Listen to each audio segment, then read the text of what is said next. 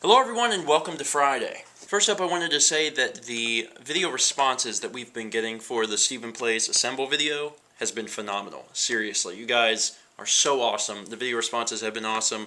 There's a pretty good handful right now, and I suspect that they'll keep coming in. If you don't know what I'm talking about, watch day 772. Here's a giant link. There's one in the video description. I'm going to be pushing this video for the next week or so. I'm going to leave it as the featured video on Stephen Vlog.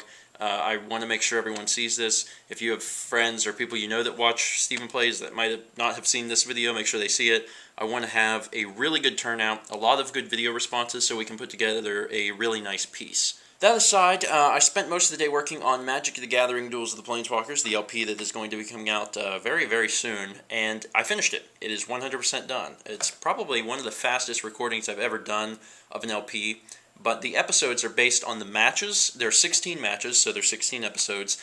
Some episodes are really long. They're like 30 minutes long. Some episodes are short, like 9 minutes.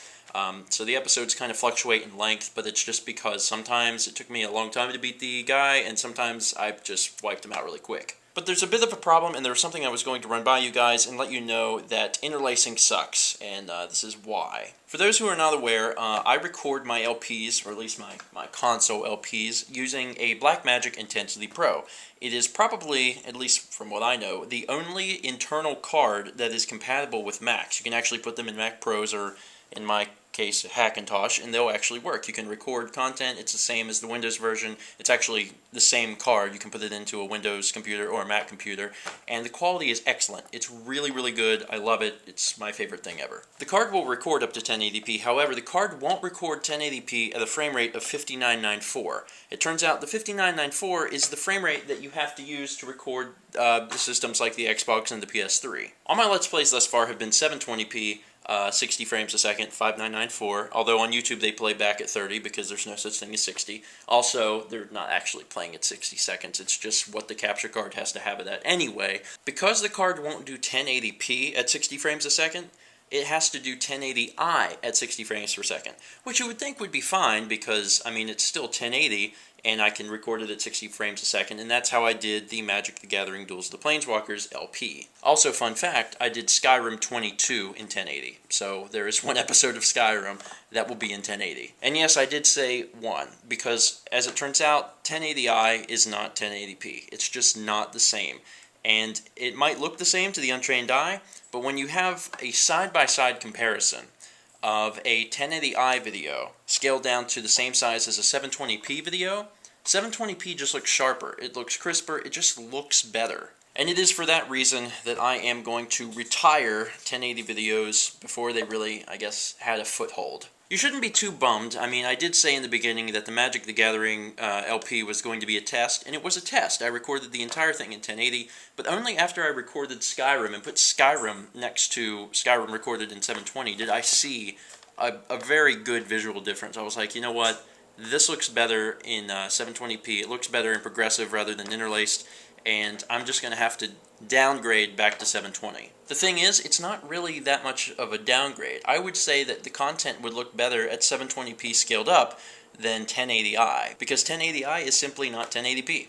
And I knew that. You know, I've learned a lot about interlacing. I had to learn a lot about interlacing in college. We actually had an entire class on the difference between interlacing, how interlacing works, how you can change the field dominance, all this stuff, crazy, crazy stuff. So I learned a lot about it, but it was only whenever I had to, you know, do it myself and do it for this LP stuff that it was like, hey, 1080i is just not going to cut it. Some of you got all that. Some of you are like, I'm not sure what the difference is between 1080i and 1080p, and I will try to quickly and briefly explain it. Also, be forewarned before I even begin that this stuff is kind of complicated and even I don't fully understand it, so if I get something wrong, forgive me. When you play a game on your Xbox 360, you're actually showing 30 frames a second. You're going to be showing 30 frames a second no matter what you play, except for the few elusive games that do 60 frames a second. Don't ask me which ones those are. There aren't very many. So that means that every second there are 30 different pictures that make up the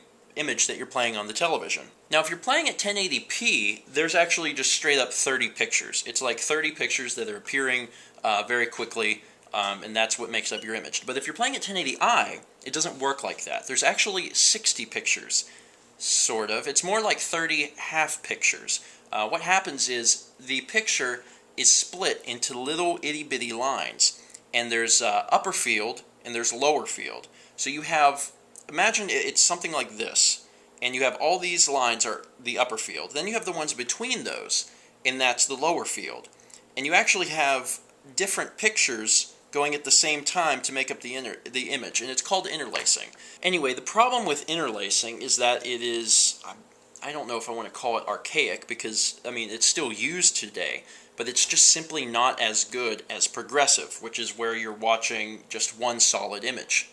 You guys could probably figure out why yourselves. I mean, you're looking at a bunch of pieces of puzzle that are put together. The problem is, whenever you, if you're playing a video game especially, if you move really quickly, if the screen drastically shifts, those images have to line up and make each other perfect, and they don't always do that. And then you have this horrible interlacing artifact, and you actually see lines across the screen. Now, you can fix that with video editing, and I have. You're not going to see any of that throughout the Magic LP, but the problem is it's kind of fuzzy. It's not as crisp as just having one image, as you can imagine, since it's images interlocking and trying to create a full image. If you want to learn more about it, you can go to Google and type in interlacing versus progressive, or I versus P. There's a lot of good articles online that talk about it, and it's really interesting if you're into that sort of thing.